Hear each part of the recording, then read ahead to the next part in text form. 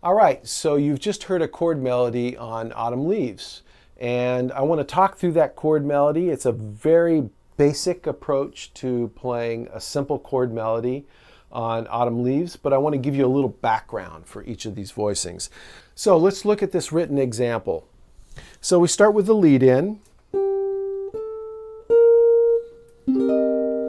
and we go to a C minor 7. This is a drop 2 voicing. A drop 2 voicing has a specific sort of voicing configuration in that there's a little space between the bottom. In other words, that C minor is missing an E flat between the C and G.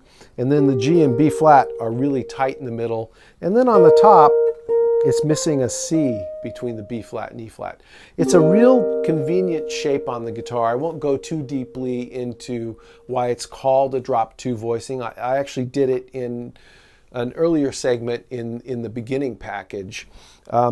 Just suffice it to say that it's a shape that you'll see emerge a lot, and I'll note it as it emerges. Okay, so this is C minor 7. We have a root, we have a perfect fifth, we have a minor 7 and a minor 3rd.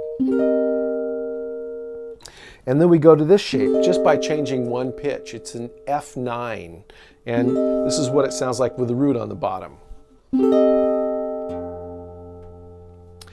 It's kind of awkward to play the root, so we're leaving out the root. So by changing the B flat to A, now we have an F9 because this is the 5th of F. Here's the 9, there's the major 3rd, and there's the 7. So here's the 9. Let's continue with the melody. It's a B flat major 7. This is another drop 2 voicing.